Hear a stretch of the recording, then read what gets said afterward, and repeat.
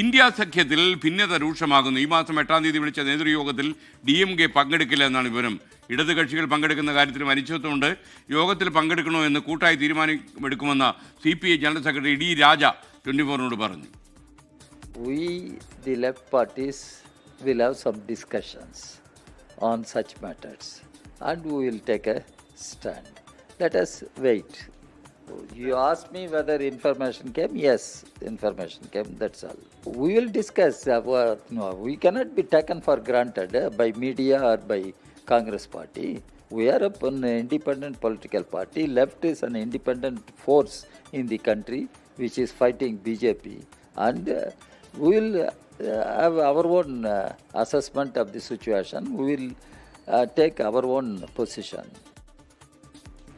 ബൽറാം നെടുങ്ങാടി വിവരങ്ങളുമായി ഡൽഹിയിൽ നിന്ന് ചേരുന്നു. ബൽറാം, വളരെ പ്രതീക്ഷയോടെയാണ് ഇന്ത്യ മുന്നണി രൂപമെടുത്തത്. എന്നാൽ ഇന്ത്യ മുന്നണിയിലെ ഘടകകക്ഷികൾ തന്നെ പരസ്പര അഭിപ്രായ വ്യത്യാസങ്ങൾക്ക് നടുവിൽ വീണിരിക്കുന്നുവെന്ന വിവരം പറയും. Very good morning S K N. 2024 Lok Sabha തെരഞ്ഞെടുപ്പ് ലക്ഷ്യം വെച്ചാണ് ഇന്ത്യ സഖ്യം രൂപീകരിച്ചത്. വലിയ പ്രതീക്ഷ അതിനുണ്ടായിരുന്നു. ഒപ്പം തന്നെ കേന്ദ്രത്തിൽ അത് വലിയ മുന്നേറ്റമുണ്ടാക്കാനും കഴിഞ്ഞിരുന്നു. എന്നാൽ പിന്നീട് നടക്കുന്ന ഓരോ നിയമസഭാ തെരഞ്ഞെടുപ്പിന്റെ ഘട്ടത്തിലും ഇതിന്റെ സഖ്യകക്ഷികൾ തമ്മിലുള്ള പ്രശ്നങ്ങൾ ഉടലെടുക്കുന്നതാണ് കണ്ടത്. ഹരിയാനയിലും ഡൽഹിയിലും നിയമസഭാ തെരഞ്ഞെടുപ്പുകൾക്ക് പിന്നാലെ ആം ആദ്മി പാർട്ടി സഖ്യവുമായി അകന്നു. പിന്നീട് മറ്റ് സംസ്ഥാനങ്ങളിലേക്ക്, ബീഹാർ അടക്കമുള്ള സംസ്ഥാനങ്ങളിലെ സാഹചര്യം വ്യത്യസ്തമായിരുന്നു. തമിഴ്നാട്ടിൽ മാത്രമാണ് ഈ സഖ്യം ഒറ്റക്കെട്ടായി നിയമസഭാ തിരഞ്ഞെടുപ്പിലേക്ക് പോയത്. എന്നാൽ നിയമസഭാ തിരഞ്ഞെടുപ്പ് കഴിഞ്ഞതോടെ ഈ സഖ്യം ഉപേക്ഷിച്ച് കോൺഗ്രസ് TVKയെ പിന്തുണച്ചതോടെ DMKയും ഈ സഖ്യവുമായി അകന്നിരിക്കുകയാണ്. ഒപ്പം തന്നെ ഇടത് പാർട്ടികളെ സംബന്ധിച്ചിടത്തോളം ഈ കോൺഗ്രസ് അവഗണിക്കുന്നു എന്നുള്ള ആക്ഷേപം നിലനിൽക്കുന്നുണ്ട്.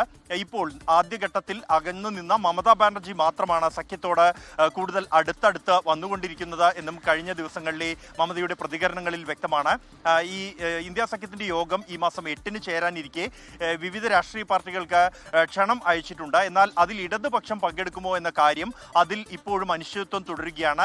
യോഗത്തിനു മുമ്പായി ഇടത് പാർട്ടികൾ ഒറ്റയ്ക്ക് ഒരു യോഗം ചേർന്ന് അതിൽ നിലവിലുള്ള സാഹചര്യങ്ങൾ അവലോകനം ചെയ്യും. ഒപ്പം തന്നെ ഈ യോഗത്തിൽ ഇടതുപക്ഷം പങ്കെടുക്കേണ്ടതുണ്ടോ, ഇന്ത്യ സഖ്യത്തിന്റെ ഭാഗമാകേണ്ടതുണ്ടോ എന്നതടക്കമുള്ള കാര്യങ്ങൾ പരിശോധിക്കുന്നുണ്ട്. അതിൽ ഏറ്റവും പ്രധാനം ഈ നിയമസഭാ തിരഞ്ഞെടുപ്പ് കാലത്ത് രാഹുൽ ഗാന്ധി തന്നെ നേരിട്ട് പിണറായി വിജയനെതിരെ നടത്തിയ പരാമർശങ്ങൾ അടക്കമുള്ള കാര്യങ്ങൾ അത് ഇടതുപക്ഷത്തെ, ഇടതു പാർട്ടികളെ മുറിപ്പെടുത്തിയിട്ടുണ്ട്. ഇതടക്കമുള്ള വിഷയങ്ങൾ മുൻനിർത്തിക്കൊണ്ട് യോഗത്തിൽ പങ്കെടുക്കുകയാണെങ്കിൽ ഇക്കാര്യങ്ങൾ തുറന്ന് ഉന്നയിക്കുക, അല്ലാത്ത പക്ഷം ഇന്ത്യ സഖ്യം സംബന്ധിച്ചൊരു വ്യക്തത വരുത്തണം എന്ന് ആവശ്യപ്പെടുക എന്നുള്ളതാണ് ഈ ഇടതുപക്ഷത്തിന്റെ ഇപ്പോഴത്തെ ആലോചന. എന്തായാലും ഈ യോഗം നിർണായകമാകും. പ്രത്യേകിച്ച് ഇന്ത്യ സഖ്യത്തിന്റെ ഭാവി സംബന്ധിച്ച് ഉത്തർപ്രദേശും പഞ്ചാബും അടക്കമുള്ള 5 നിയമസഭാ തിരഞ്ഞെടുപ്പുകൾ വരാനിരിക്കുന്ന പശ്ചാത്തലത്തിലാണ് ഇത്തരത്തിലൊരു യോഗം വിളിച്ചിരിക്കുന്നത്. SKN. Okay, thank you Balram.